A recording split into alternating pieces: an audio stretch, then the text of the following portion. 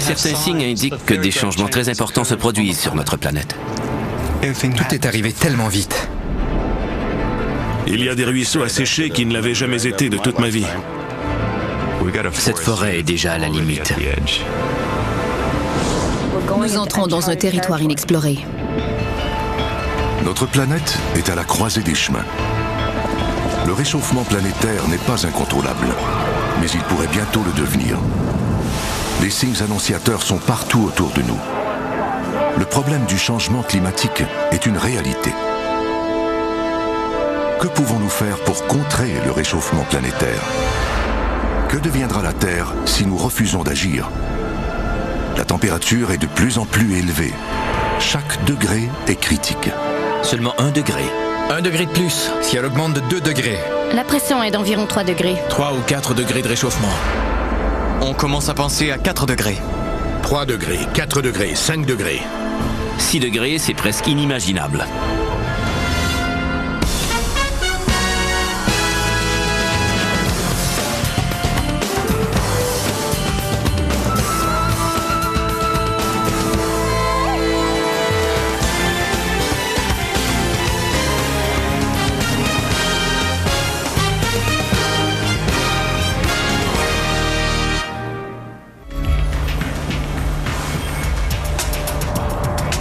Imaginez le 21e siècle si le réchauffement climatique s'accélère.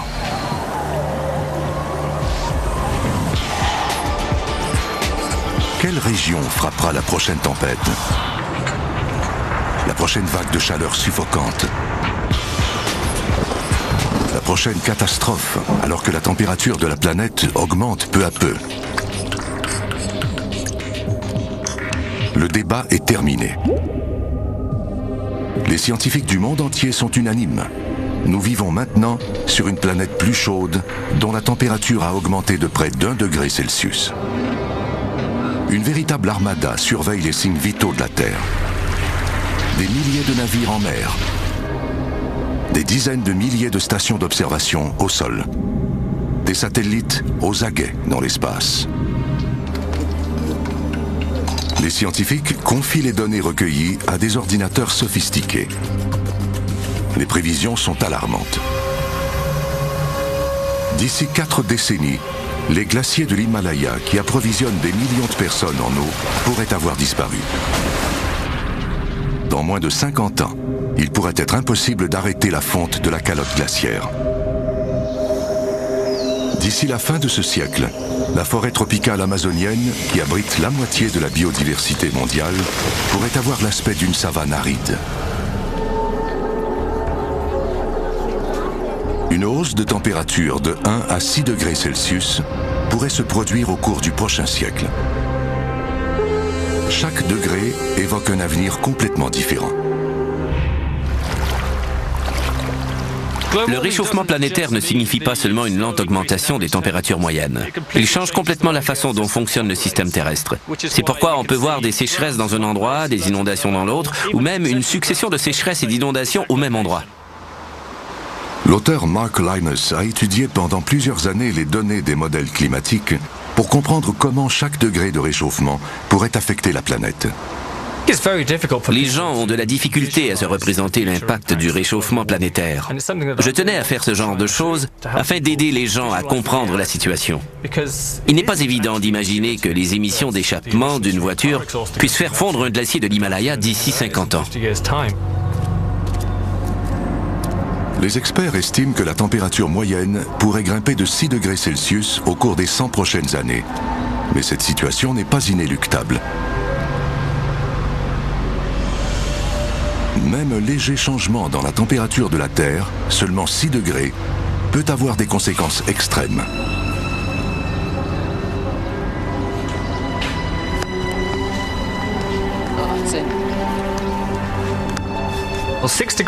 Un changement de température de 6 degrés du jour au lendemain fait partie des fluctuations météorologiques normales.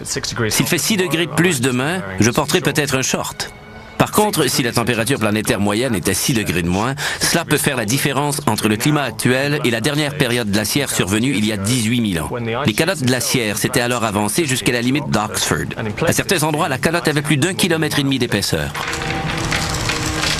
Seulement 6 degrés de moins ont plongé la Terre dans une période glaciaire. Imaginez ce que pourrait faire 6 degrés de plus. Les tout premiers changements commenceraient bien au-dessus de la Terre.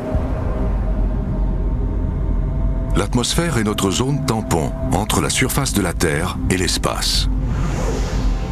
Les gaz à effet de serre, un cocktail de vapeur d'eau, de dioxyde, de méthane, d'oxyde nitreux et d'ozone, représentent un petit pourcentage.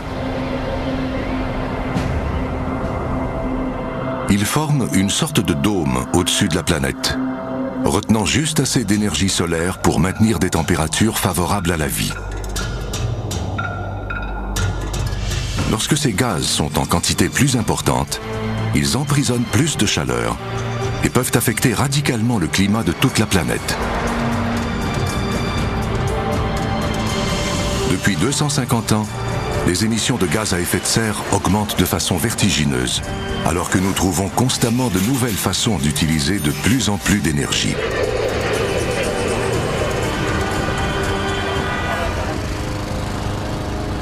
Le CO2 est le prix caché que nous devons payer pour ce comportement.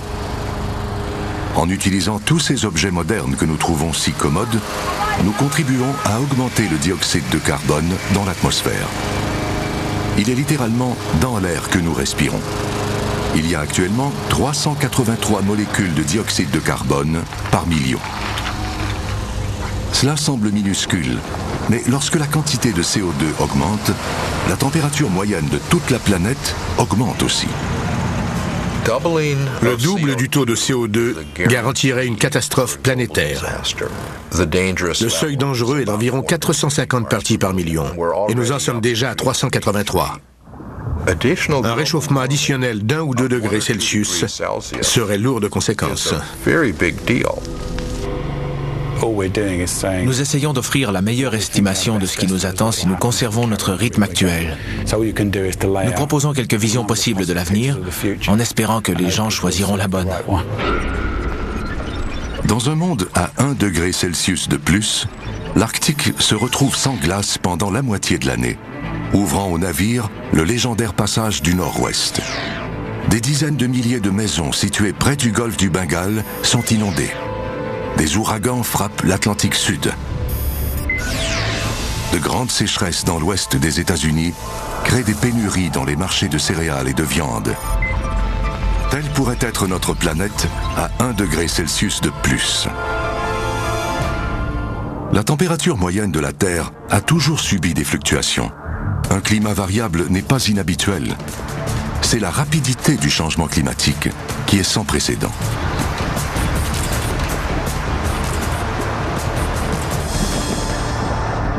La planète a déjà connu des changements climatiques, mais ils se produisent habituellement sur une période de plusieurs milliers ou millions d'années.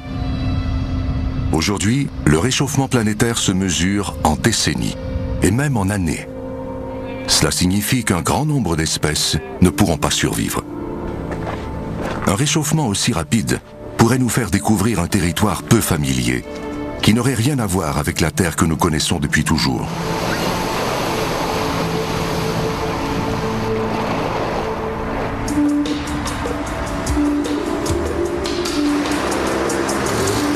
Le réchauffement planétaire est né de notre appétit insatiable pour l'énergie.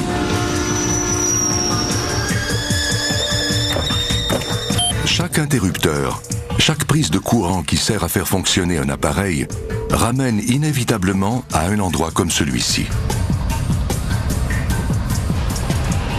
Près de 90% de l'énergie mondiale commence sous forme de combustibles fossiles. Charbon, pétrole, gaz naturel. Ces trois combustibles combinés sont la plus importante source des émissions de CO2 dans l'atmosphère. Dans un monde à 2 degrés Celsius de plus, certains changements subis par la biosphère ne sont plus graduels.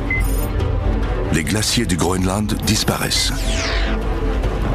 La glace a tellement fondu que la survie des ours polaires est menacée. Les insectes migrent vers des destinations étranges. Alors qu'un climat tempéré s'installe au nord des États-Unis, les dendroctones du pin tuent les forêts de pin à écorce blanche, principale source d'alimentation du grizzly en automne. De nouvelles forêts prennent racine dans la toundra canadienne réchauffée. L'archipel Tuvalu dans le Pacifique est noyé sous les puissantes marées causées par le réchauffement planétaire. Telle pourrait être notre planète à 2 degrés Celsius de plus. À 2 degrés de plus, les impacts sur l'écosystème marin seront beaucoup plus graves. Les océans sont le plus important mécanisme que la nature utilise pour absorber le CO2 de l'atmosphère. Depuis quelque temps, certains signes indiquent que ces systèmes se détériorent.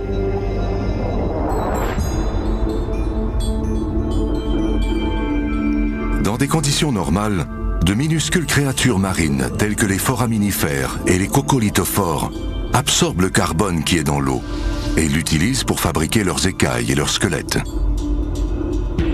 Mais il y a un seuil critique lorsqu'une trop grande quantité de CO2 dans les océans rend l'eau de plus en plus acide. Cette acidité dissout les écailles et les squelettes des petites créatures et les empêche de continuer à absorber le CO2 de l'eau, nécessaire pour les régénérer. Certains de ces minuscules animaux, qui sont les premiers maillons de la chaîne alimentaire, ne mesurent qu'1 millimètre. L'avenir de toutes les créatures marines, de toute forme et de toute taille, est incertain. Si la chimie des océans est altérée, le principal mécanisme permettant de contrôler le climat commencera à s'affaiblir.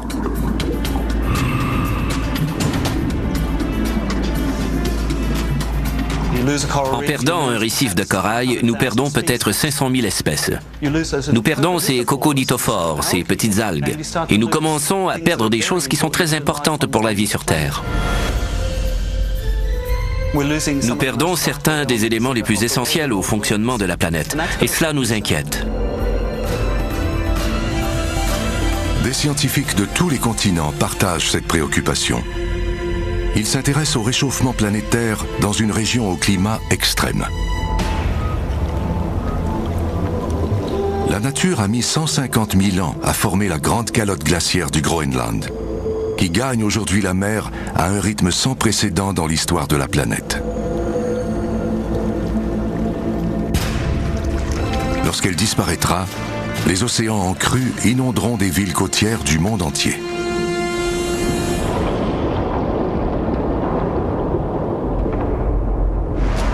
Le glacier d'Ilulissat au Groenland est le champ de glace qui se déplace le plus rapidement sur la planète, plus de 40 mètres par jour. Il disparaît dans la mer 2 fois plus vite qu'il y a 10 ans.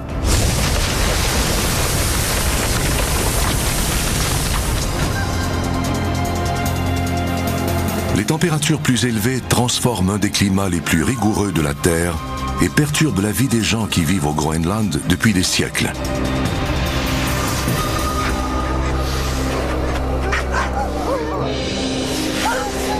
Depuis toujours, les chiens de traîneau ont été un symbole de prospérité et un moyen de survie pour l'homme. Ils permettent notamment de chasser en hiver sur la mer glacée. Les chiens ont toujours fait partie de la famille de Finn Systal. Mais il y a quelques années, il a finalement dû se séparer de son équipage de 19 chiens. Pendant l'hiver, la plupart des pêcheurs utilisent des bateaux plutôt que des traîneaux à chiens, ce qui était impossible il y a une vingtaine d'années.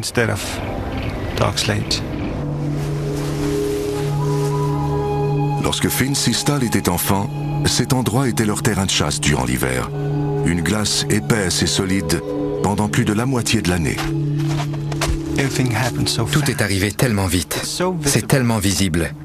Il n'est pas nécessaire d'être un scientifique pour voir ce qui se passe. Au fil des saisons, Finn voit disparaître certaines traditions liées à la glace. Dans cette glace, on peut voir des petites bulles. Ces bulles sont plus vieilles que toutes les créatures vivantes du monde. On entend ce qu'elles disent.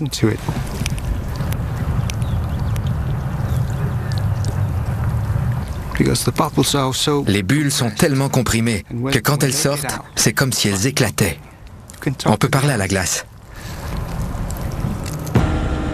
C'est ce qu'une équipe de scientifiques intrépides fait une fois par année.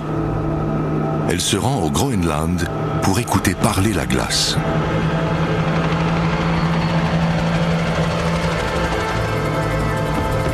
Le Swiss Camp est une station scientifique construite directement dans le glacier afin d'observer de près les changements climatiques. Le docteur Konrad Stephens a érigé 23 stations atmosphériques. On y prend une série de paramètres météorologiques toutes les 15 secondes afin de mettre à jour les modèles informatiques de réchauffement climatique du monde entier. La calotte glaciaire a plus de 150 000 ans. Si elle commence à disparaître, nous amorcerons un processus inconnu de la civilisation. Nous n'avons jamais vu disparaître le Groenland.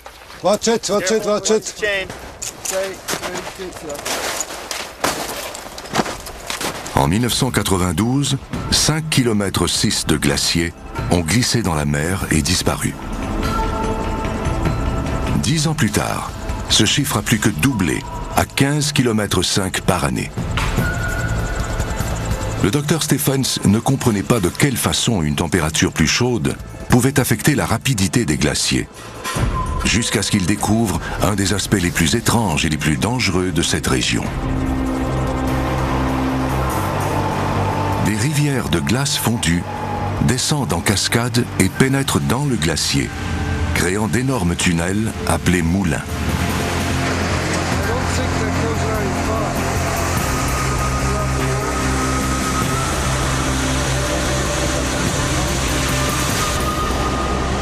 L'équipe utilise une caméra à fibre optique. L'hypothèse est la suivante.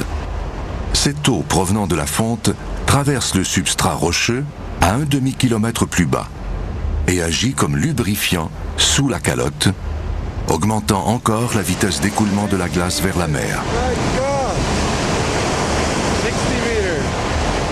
Pour le docteur Stephens et son équipe, c'est un moment terrifiant.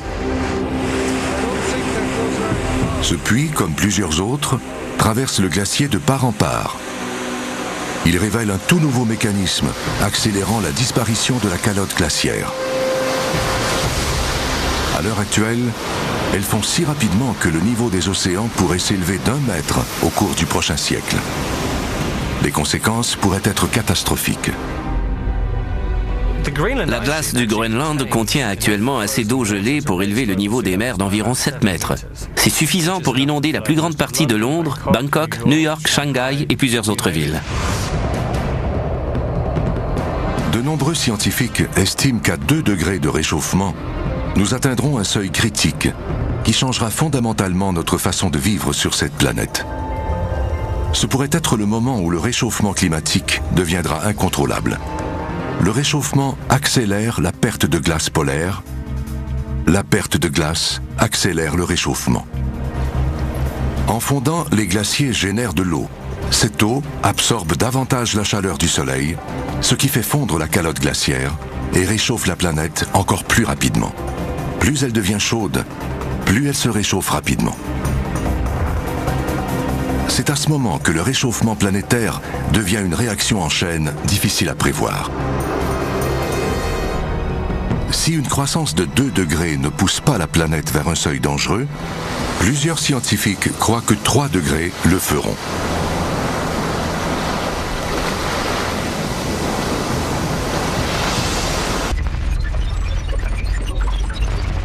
Dans un monde à 3 degrés Celsius de plus, il n'y a plus de glace dans l'Arctique pendant l'été. La forêt amazonienne est asséchée. Les sommets enneigés des Alpes sont presque complètement disparus. Les conditions extrêmes d'El Niño deviennent chose courante. La Méditerranée et certaines parties de l'Europe s'assèchent sous l'effet de la chaleur accablante de l'été. Telle pourrait être notre planète à 3 degrés Celsius de plus. L'été 2003 nous a donné un aperçu de ce que peut être la vie dans dans un monde dont la température moyenne est haussée de 3 degrés. Partout en Europe, une canicule persistante s'est transformée en catastrophe naturelle.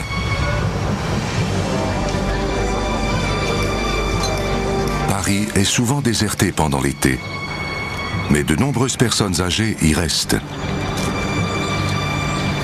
Personne n'aurait pu prévoir le danger qui les guettait.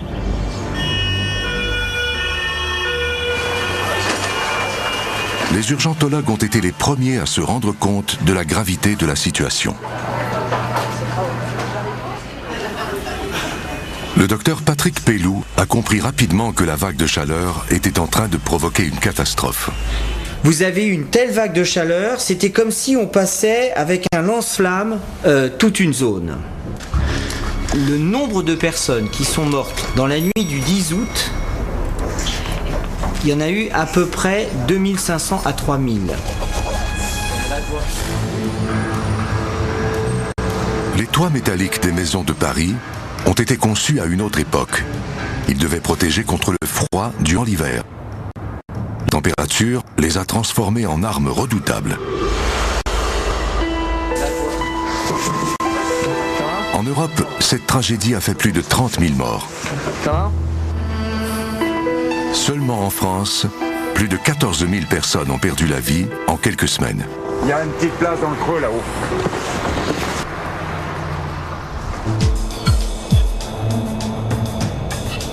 Pendant la vague de chaleur de 2003, un autre phénomène peu remarqué s'est produit dans la nature. Le processus de photosynthèse a été interrompu.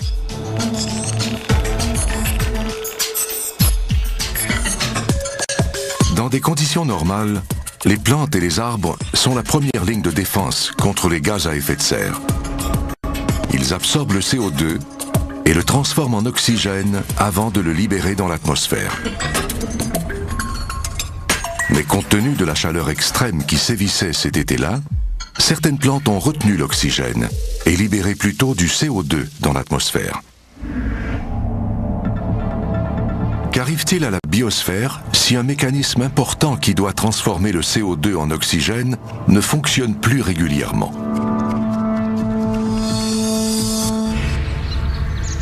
Des réponses potentielles sont proposées au prestigieux Hadley Center situé en Angleterre, où l'on tente de prévoir la direction que pourrait prendre notre climat.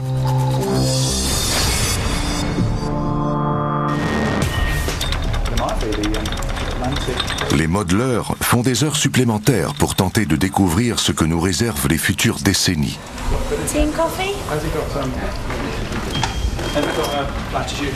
Un de leurs plus grands défis consiste à calculer l'effet d'un réchauffement de 3 degrés sur la forêt tropicale amazonienne, où est produit 20% de l'oxygène mondial. Nous voulions savoir de quelle façon le changement climatique affectait les forêts tropicales, en particulier la forêt amazonienne, une région très importante pour l'environnement, l'écologie et l'économie. Le modèle climatique fait une prévision inquiétante. Un réchauffement de 3 degrés pourrait déclencher une rétroaction catastrophique qui aurait pour effet d'accélérer encore plus le réchauffement planétaire. Et une des régions les plus humides de la Terre pourrait se transformer en savane aride. Parfois, il est bon qu'une personne de l'extérieur vous dise ce que ça signifie. La forêt amazonienne va disparaître. Le fleuve Amazone, à l'été 2005. Une chaleur extrême, associée aux pires conditions de sécheresse jamais vues, s'est abattue sur la région. Très peu de gens se souviennent d'une époque où les affluents du plus puissant fleuve au monde ont été complètement asséchés.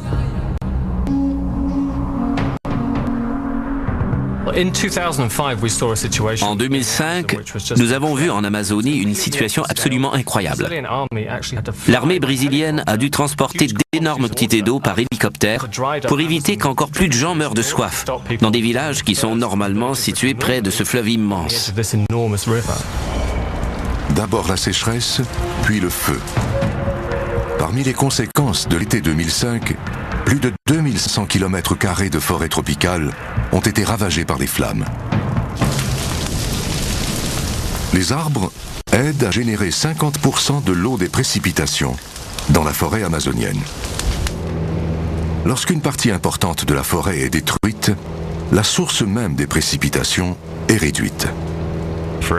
Chaque arbre que nous perdons nous mène tout droit à une situation de sécheresse et de feux de forêt dans la région. L'écologiste Daniel Nebstad étudie l'Amazonie depuis plus de 25 ans.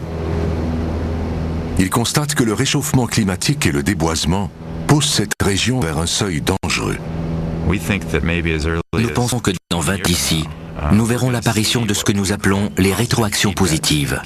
Ces redoutables cycles de sécheresse qui provoquent des feux de forêt, qui créent eux-mêmes une plus grande sécheresse. Et cela se produit beaucoup plus tôt que ce que nous montrent les modèles climatiques. Dans les conditions extrêmes d'un monde où la température s'est élevée de 3 degrés, la perte de la plus grande partie de la forêt amazonienne pourrait entraîner la libération de centaines de millions de tonnes de carbone emmagasinées, ce qui ajouterait peut-être un autre degré au réchauffement planétaire.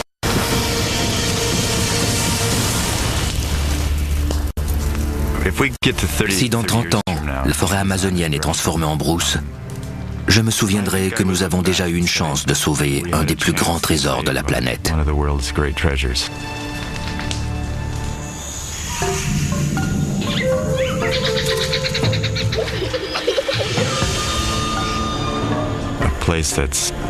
Une région dont l'immensité et la complexité imposent le respect et dont l'influence s'étend à toute la Terre. Chaque habitant de ce monde est lié d'une certaine façon à cet écosystème. En regardant derrière moi, je songerai que nous avons eu une chance et que nous l'avons laissé passer.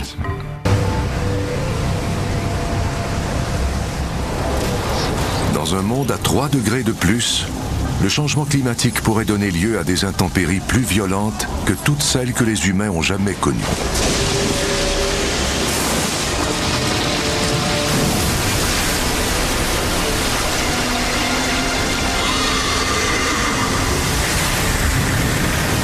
Alors que les océans se réchauffent de plus en plus, un nouveau climat apparaît, reproduisant la violente anomalie météorologique que nous appelons El Niño. Dans un monde à 3 degrés Celsius de plus, ces conditions extrêmes pourraient devenir une situation courante. Normalement, les vents alizés entraînent les courants océaniques chauds vers le Pacifique occidental, laissant les eaux froides riches en éléments nutritifs près du littoral de l'Amérique du Sud. El Niño bouleverse complètement ce système. Les premiers signes sont d'importantes fluctuations de la pression atmosphérique. Les alizés faiblissent et changent complètement de direction. L'eau chaude se répand vers l'est, dans le Pacifique. Des pluies torrentielles et des inondations frappent les régions côtières d'Amérique du Sud. Les forêts tropicales d'Indonésie et les terres agricoles d'Australie connaissent des conditions d'extrême sécheresse. Et plusieurs modèles climatiques comportent une autre prévision troublante.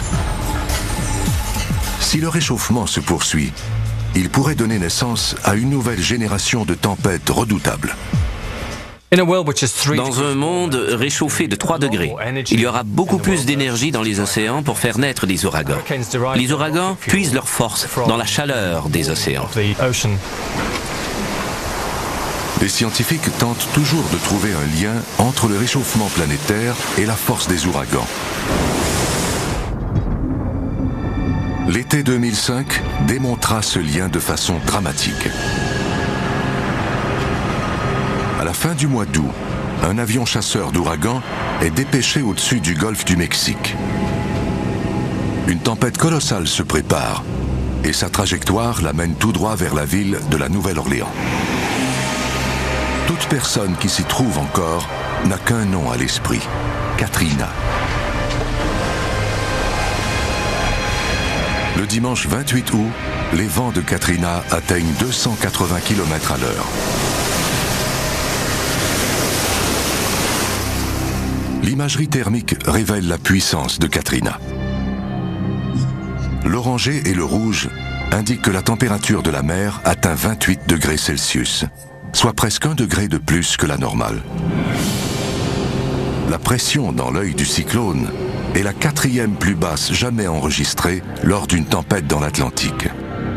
elle donne encore plus de force à Katrina.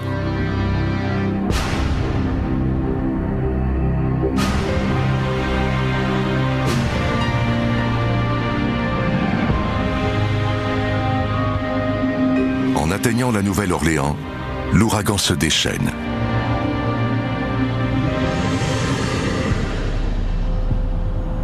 Moins de 6 heures plus tard, Katrina s'éloigne de la ville. Mais la destruction de la Nouvelle-Orléans ne fait qu'empirer et transforme cette catastrophe naturelle en tragédie nationale.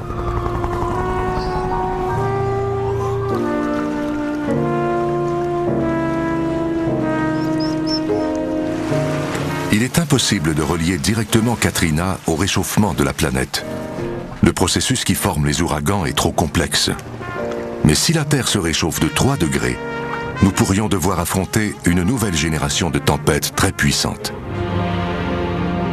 Si la Terre atteint 3 degrés de plus au cours des 40 ou 50 prochaines années, les systèmes d'entretien essentiels à la vie de la planète pourraient commencer à s'effondrer.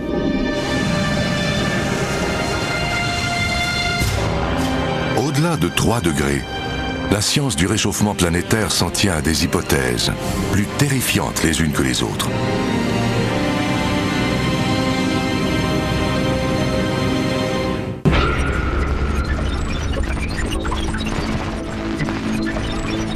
Dans un monde à 4 degrés Celsius de plus, les océans envahissent les deltas à forte population, où vivent 1 milliard de personnes. Le Bangladesh est emporté. L'Égypte est inondée. Venise est submergée.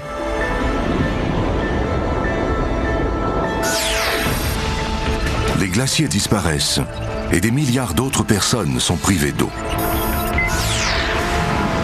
Le nord canadien devient une des zones agricoles les plus fertiles de la planète. Alors qu'une plage de Scandinavie pourrait être le nouveau Saint-Tropez. La calotte glaciaire de l'ouest de l'Antarctique risque de s'effondrer entièrement, ce qui ferait monter encore plus le niveau des mers. Telle pourrait être notre planète à 4 degrés Celsius de plus. À 4 degrés, nous commençons vraiment à voir une planète qui n'a plus rien en commun avec celle que nous connaissons aujourd'hui. Le combat se livrera ici, dans les champs de glace cristallins des glaciers himalayens, la plus grande réserve d'eau douce de la planète, à part les calottes glaciaires polaires.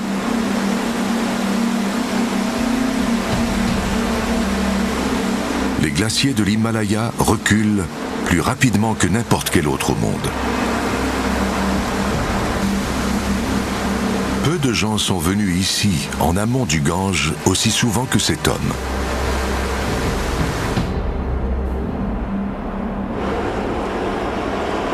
Le Swami Sundaranand, un maître spirituel de 80 ans, surnommé le Swami qui fait clic, s'intéresse aux glaciers qui dominent le Gange depuis 50 ans. 1956 में सर्वप्रथम J'ai pris ma première photo en 1956. Après 1962, j'ai commencé à m'inquiéter des changements que je constatais. En 1965, j'ai marché jusqu'à ce glacier, au pied du mont Meru.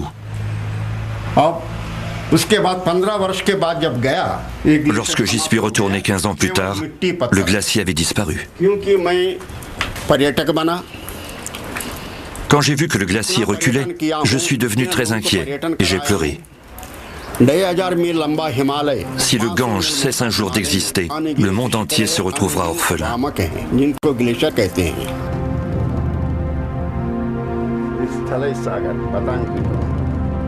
La collection de paysages du Swami illustre les changements qui, en 50 ans, ont détruit ce magnifique glacier.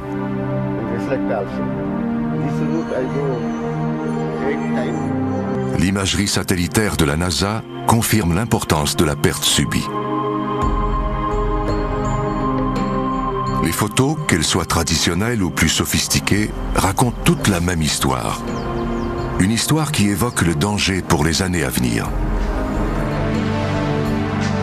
Tout ceci était jadis recouvert d'un glacier qui s'est mis à rétrécir de 30 mètres par année. Il Il y a à peine un siècle, cette pierre marquait l'extrémité du champ de glace, qui a reculé très haut dans la montagne.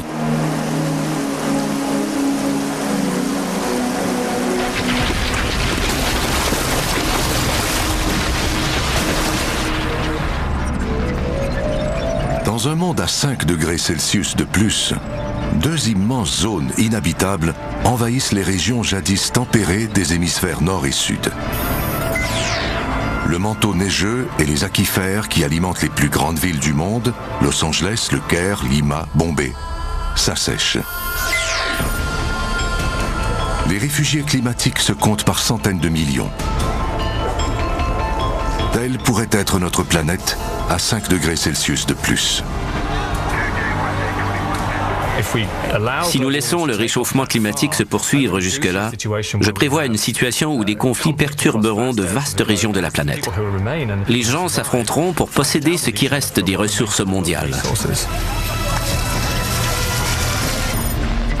Dans un monde à 6 degrés de plus, les océans vus à une certaine distance peuvent sembler bleu clair. Mais ce sont des océans sans vie.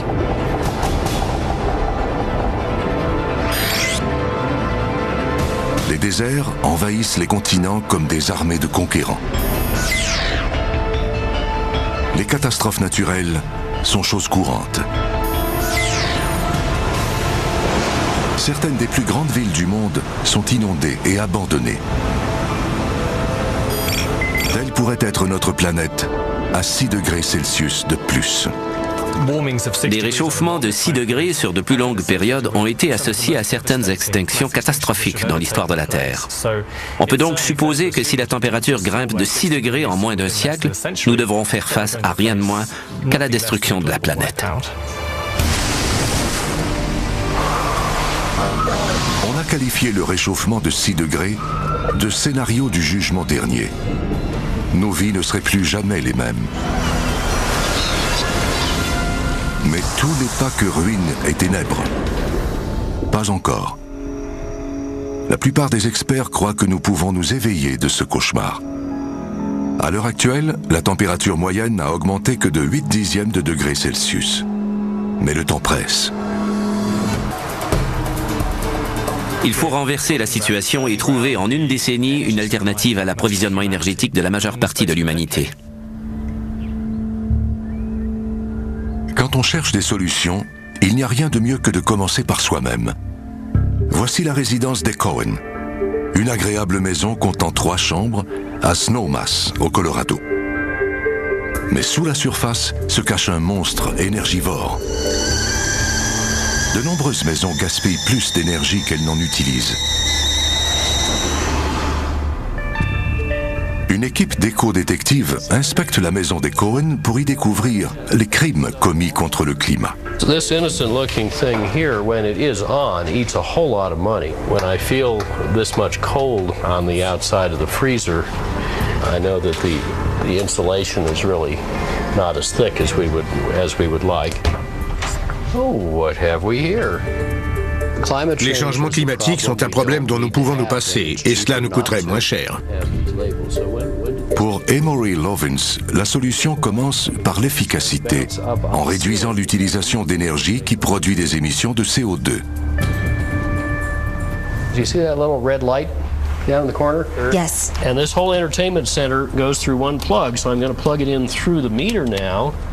If you have all kinds of appliances, you know, your TV, your VCR, your DVD, etc., that have that little light on, yes, they're using electricity. It's called vampire loads. 109 watts, almost $60 a year just sitting there turned off. Emory Lovins met en pratique ses enseignements. Il vit à Aspen, au Colorado, dans une maison sans fournaise, qu'il a conçue lui-même. En hiver, la température descend régulièrement à moins 17 degrés Celsius.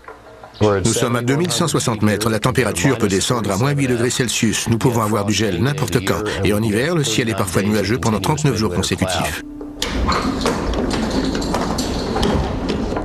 La maison d'Emory Lovins fait appel à la haute technologie et au simple bon sens. Les panneaux solaires sur le toit produisent plus d'électricité que la maison n'en utilise. La maison entière n'utilise que 120 watts, un peu plus qu'une ampoule électrique. L'efficacité énergétique est la façon la plus importante, la plus rapide et la moins coûteuse de régler le problème climatique, afin de réaliser des économies et de faire de la Terre un endroit plus sûr, plus riche, plus juste et plus frais. Après nos maisons, la deuxième source la plus importante d'émissions dont nous sommes responsables est garée juste à l'extérieur.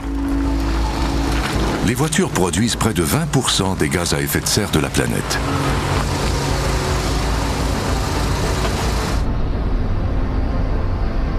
Pour garder le réchauffement en deçà du seuil critique de 2 degrés, nous devons couper chaque année 7 milliards de tonnes d'émissions de gaz à effet de serre.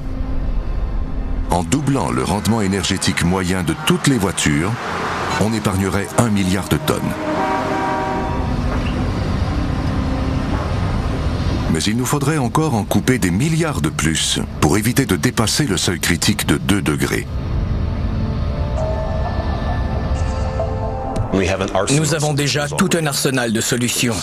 L'énergie solaire, éolienne, marémotrice et thermique. Toutes ces choses réunies offrent une excellente possibilité de nous éloigner d'une économie de combustibles fossiles.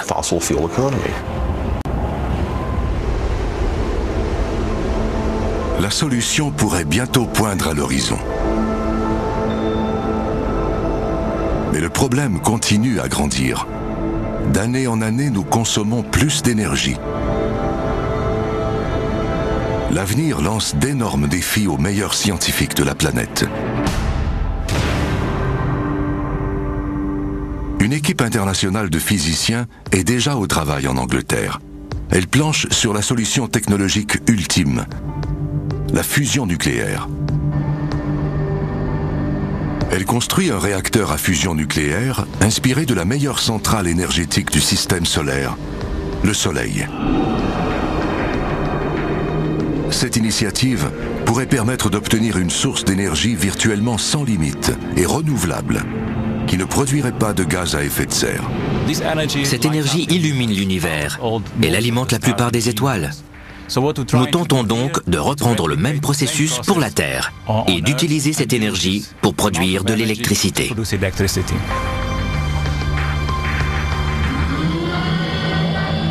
Ce ne sera pas facile. Le cœur du réacteur sera presque 10 fois plus chaud que le Soleil. Un puissant champ magnétique contient le plasma et l'empêche de faire fondre les parois du réacteur. Même s'il fonctionne, et il n'y a aucune garantie, le réacteur ne produira pas d'électricité commerciale avant au moins 30 ans. Aussi ambitieux que ce projet puisse être, il demeure relativement terre-à-terre. Imaginez l'espace envahi par une flotte cosmique de miroirs. Un projet de recherche mené actuellement estime qu'1 million de miroirs, chacun de près d'1 mètre de diamètre, pourraient bloquer la chaleur du Soleil suffisamment pour abaisser la température de la Terre. Il ne sert à rien de rester passif en espérant que quelqu'un va inventer une source d'énergie fantastique. La réalité, c'est que nous devons nous débrouiller avec ce que nous avons et que nous devons apporter des changements d'ici 10 ans. L'être humain continue de consommer l'énergie avec voracité.